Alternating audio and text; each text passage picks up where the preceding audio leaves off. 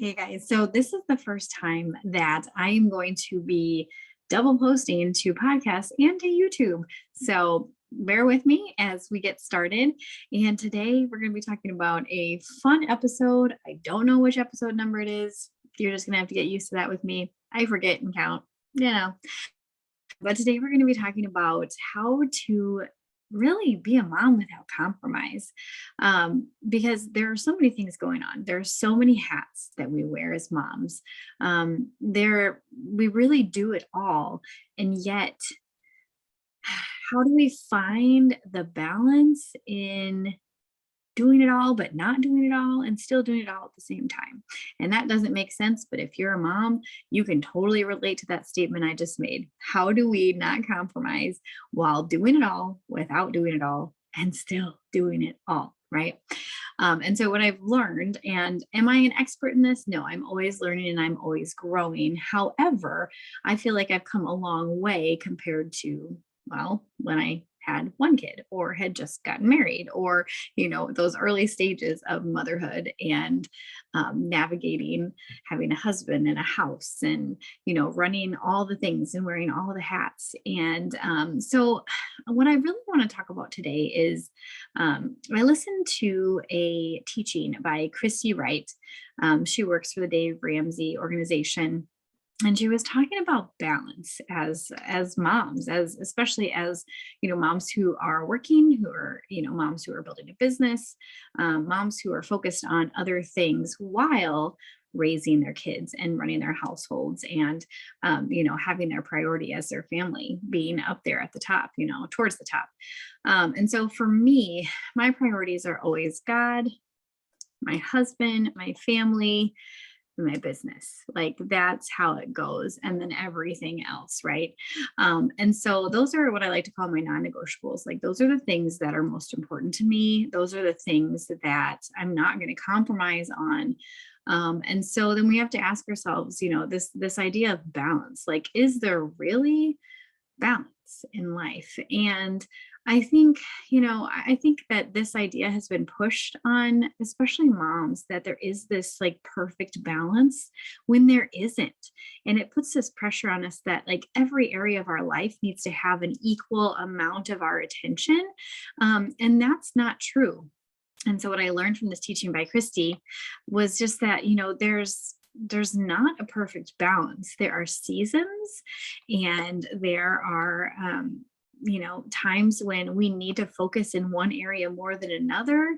There's a time when, like, for instance, my kids have had a cold. They kind of went around. I know it's been going around this time of year, and this must have been a pretty nasty one, because we are usually pretty good at fighting things off. And actually, I think I've fought it off the best, but I've been the most diligent in doing the things to boost and support and defend my immune system. But anyways, so, my time has been spent, I guess you could say, really imbalanced with, just focusing on my kids and taking the extra time to, hold them and snuggle them and, take care of them, and really just being present with them the whole time that they were sick. And so did that mean that I neglected other areas of my life? I guess you could look at it that way. Or did I just shift the balance to the areas I needed to focus on at that time? And that's how I like to look at it, that, balance is a myth. There's no such thing as a perfect balance. There's seasons. There are different things we're focusing on. Like, when you're first turning a business, you're going to be spending a lot more time and attention to it in the beginning. And if you do that consistently over time, then you're going to come to a point where, your work is just different. It's not as time intensive. It's not as much like you need to be there in the forefront. Like, it can run itself at, after a certain point, that if you've been building it long enough. With your health, there are times when we have to focus on it more.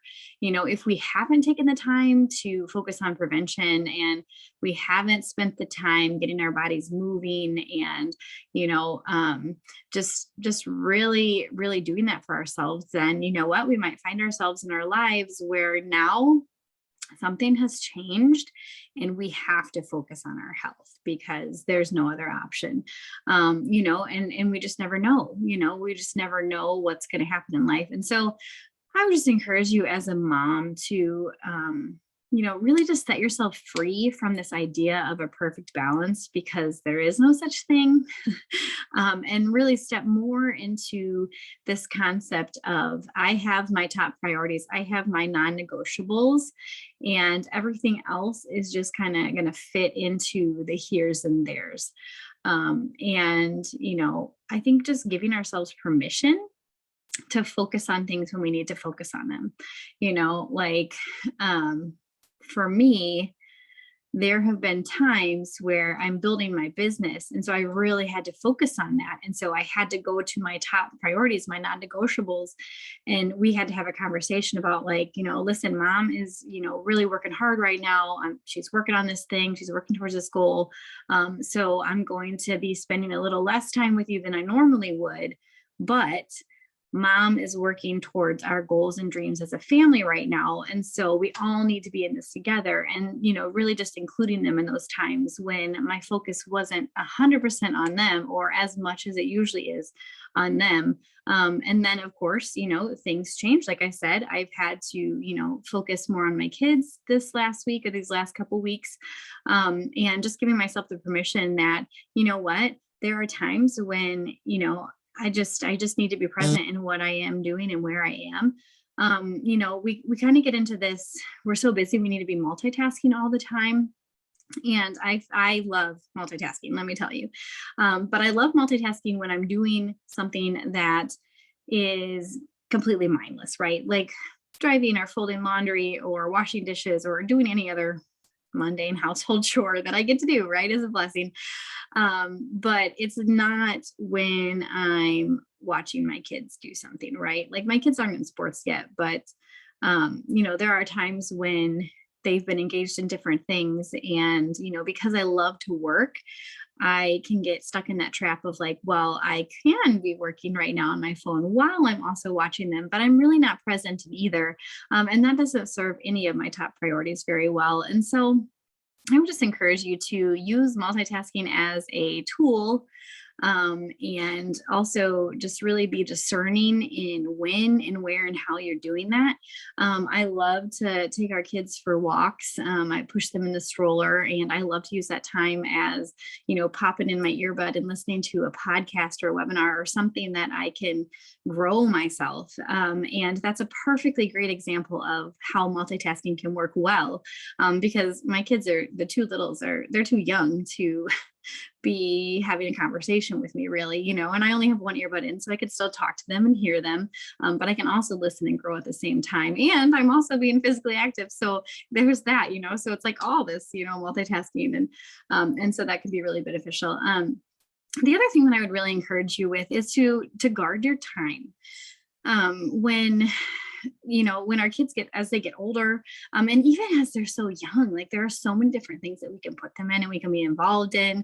And we ourselves as moms, there's so many different groups and meetings and, friend circles that we can join. And I just encourage you, and this is something that I've always done. I've been kind of stingy with my time, because I know that as soon as I commit to something, like I'm locked in, because I don't like making commitments and then backing out, because I put too much on my plate. You know what I mean? So like I want to follow through.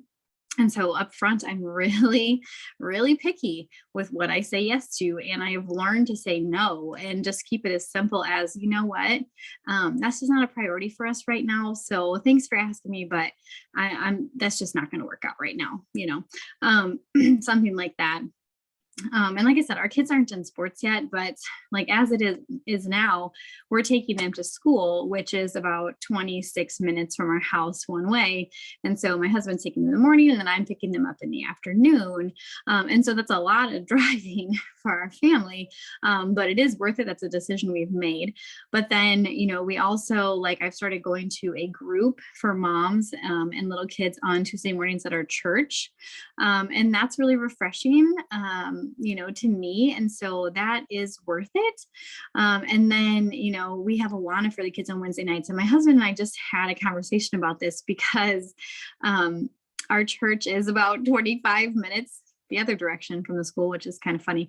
Everything seems to be around like 25 minutes from our house. But it's far enough away that when I take the kids, two little kids and I have to entertain ourselves because it's not enough time to come all the way back home and then go pick them up, after an hour and a half or whatever. And so, so we've had conversations of like, okay, like, what is the value in this? Is this something that we should keep doing? And personally, I've said it's worth it because our kids are just totally thriving in that, and they're just, they're loving memorizing scripture and just being around other believers. And it's so good to have them in multiple circles of good influence. And that's a belief that I have. And so to me, that's worth it.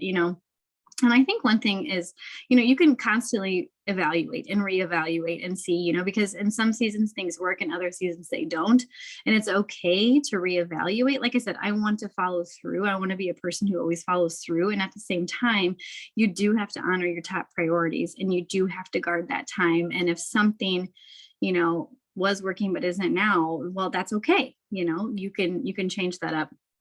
And so, I mean, those are really my big things. It's just to kick this idea of balance, this perfect balance out of your mind, to utilize multitasking when it's appropriate, and to really guard your time.